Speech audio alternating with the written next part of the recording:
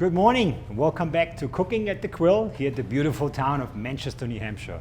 And we are here with famous cookbook author Hilary Davis. She wrote the books Cuisine Niçoise and French Comfort Food. I hope you have read them, they're excellent books. Thank you, Chef. My name is Stefan Rill, and I'm your chef here again. And today we're going to be making a classical French dish, which is a bouillabaisse. Our ingredients we have for this one, we have some nice fresh sliced seasonal vegetables, and we're gonna also use afterwards seasonal fish. In our case, we're gonna use lobster, monkfish, and some nice tuna.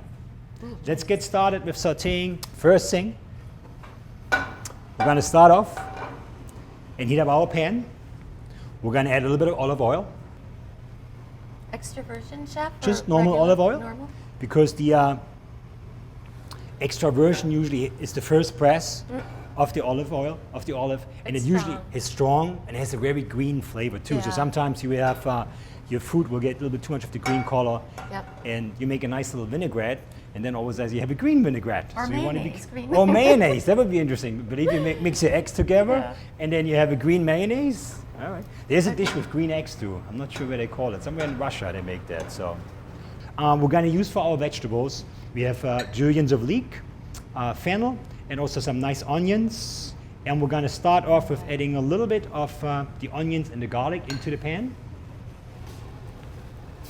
And always make sure the oil is nice and hot, so when you drop it in, we hear that nice little sizzling noise. That's what we like to hear. Is it the classic bouillabaisse? Yes, from it is. Marseille? From Marseille. It's a classic from Marseille. And we're going to add our garlic. And we're going to add a little bit of the fennel. Marseille in the south of France. Marseille in the south of on France. The water, so And it originally comes it started when the fishermen came home, and they kind of like would use the fish scraps. Whatever they had left they couldn't sell at the market. They were worried about what they're going to do with it. So they would start using some vegetables in the fish and make a nice little fish stew and cook themselves a nice little dinner or lunch. Okay. We're going to stir it a little bit around. Okay. Beautiful. And then we're going to add a little bit Pernod to flambe it. You put the Pernod in now? Yes, just to get a little flambe for makes it look good on TV. Anybody ready?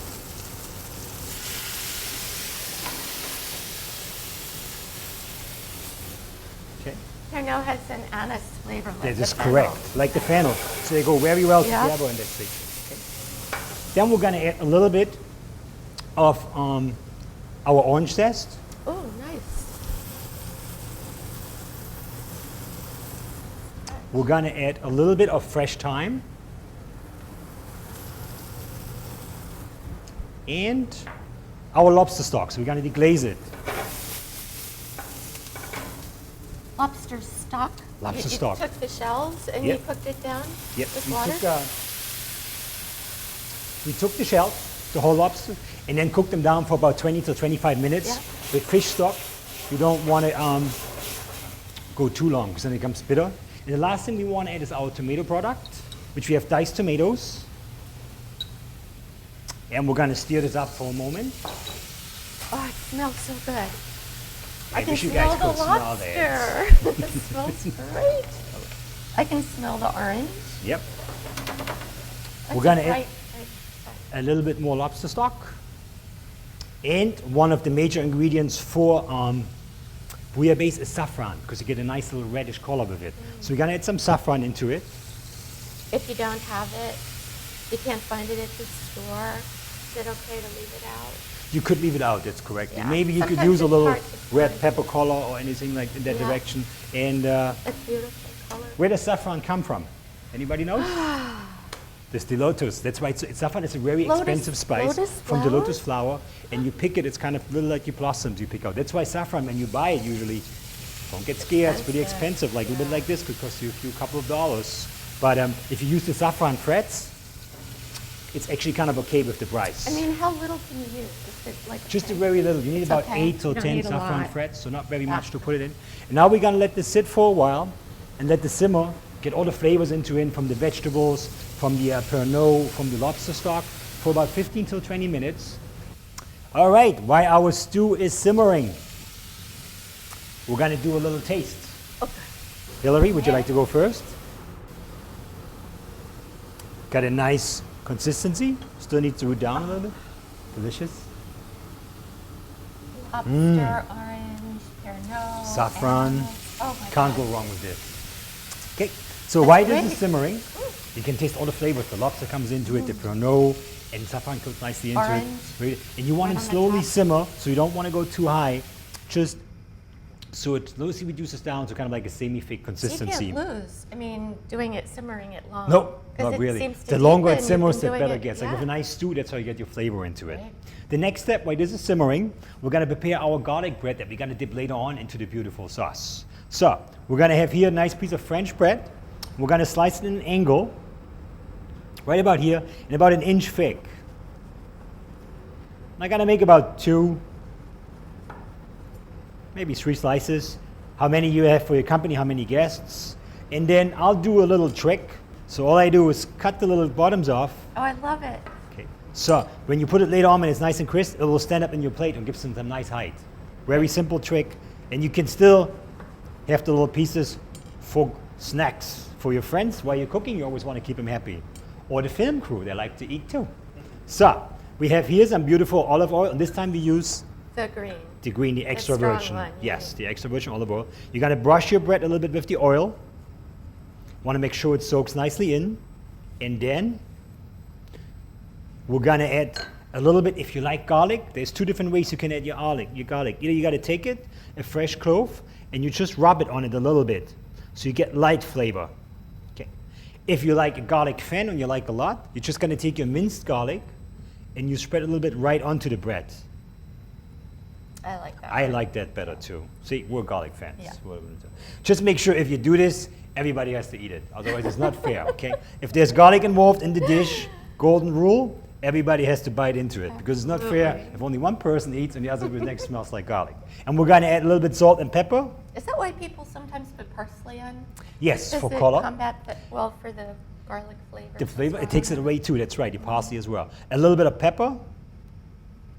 And I do a little bit of fresh herbs. And in case our little parsley, chop it on, gives a nice flavor. And like Hillary just said, it takes a little bit from the strong garlic flavors away as well.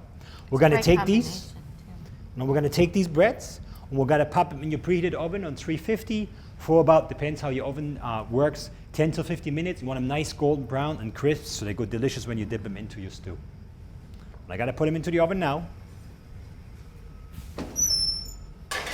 350, about 10 to 12 minutes. Now our stew has finally nicely simmered for about 15 to 20 minutes. And you can see how it thickened up a little bit. You have the nice beautiful colors, all the juices from your vegetables growed into it. And the final touch that you want to add usually towards the end is we're going to add a bit of fresh chopped parsley. And you usually want to add it in the end so it stays nice and green. If it's too long in there, it will turn brown. So now our final touch, we add a little bit of the herbs into our stew. It's more of a stew than a soup, isn't Yep. it? It's nice A little and bit more thick. substantial. I didn't Okay. know that. And now we're going to finish up our dish. In our case, you can use for this dish, because it's from Marseille, from France originally, and you can use any kind of fish you like. We're going to use tuna, we're going to use monkfish, and we're going to use lobster today.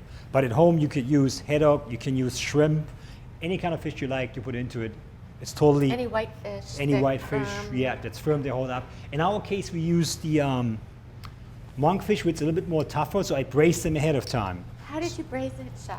We braise it with Because they're quite round, big pieces. Yep, we're gonna, monkfish is the bottom feeder, it's a bit more tougher fish. You sear them off in a bit of oil, Yeah. like I do with the tuna right now. And then I will In add the a bit, oven? yeah, no, on the saute, on the braising pot. Yeah. And then you will add the white wine and a little bit of fish stock as well. Everybody watch out, sizzling. Oh, there we have our sizzling noise, we want it. And the tuna you want to do very quick, because tuna I don't like to be too well done. So I'm gonna do it just slightly seared on both sides. We're gonna add our monkfish. Do you move it or not? One time, yes. One time. Just so it doesn't stick. Very little. And also our lobster.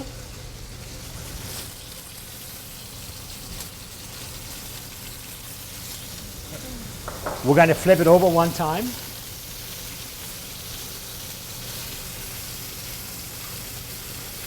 You don't need to saute it too much. You just want a slight caramelization on it. We're going to season it with a little bit of salt and pepper.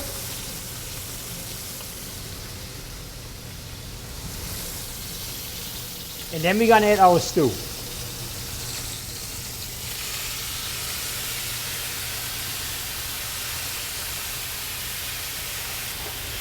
Make sure your fish is nicely covered. And all we're going to do is simmer it for about a minute or two to make sure the flavors from your fish stock on your stew soak into the fish that you're going to serve. Now that our beautiful bouillabaisse is finished, we got it nicely simmering here with our stew. And we're going to plate it up in a nice little bowl. We have also our garlic bread on the side. And another dish that we usually rake with a nice little addition to it is the sauce riz. It's pretty much like a roasted red pepper aioli.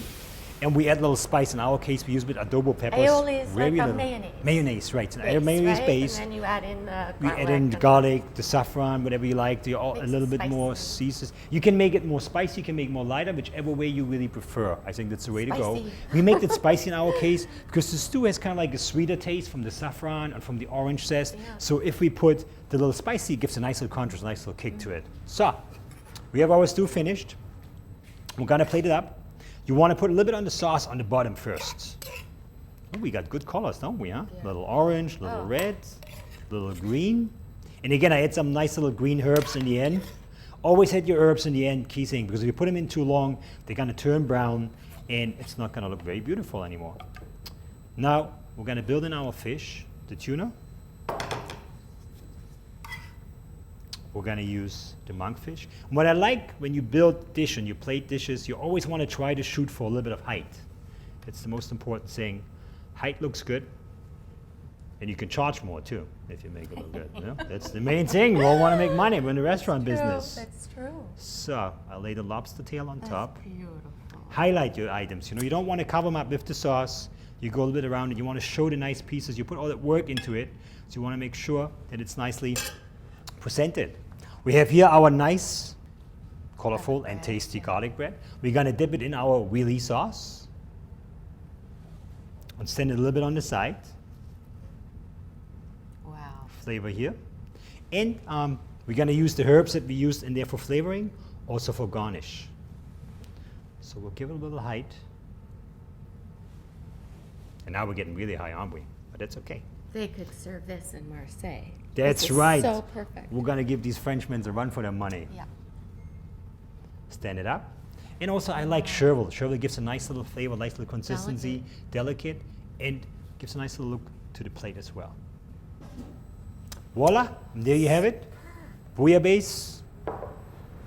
Great flavor, great Bravo, taste. chef. Thank you. I'm so impressed. I love it. Can we taste it? Sure we can taste it. You wanna try? Oh, I'd love to. Oh my God.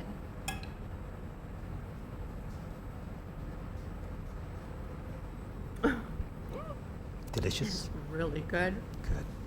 Oh my God. Nice flavors. Saffron, the Wow, orange what a zest. treat. Really great. Well, let's toast to that. Let's toast to that. Job What well kind done. of wine would you recommend? Oh, a rosé. Like Rosé? chilled rosé they'd have in Marseille. So. Nice light one? But we have this. That? Santé? Santé. And we're gonna go eat all the lobster out back, and we'll see you next time at the Quill. See you Have a next great day. time.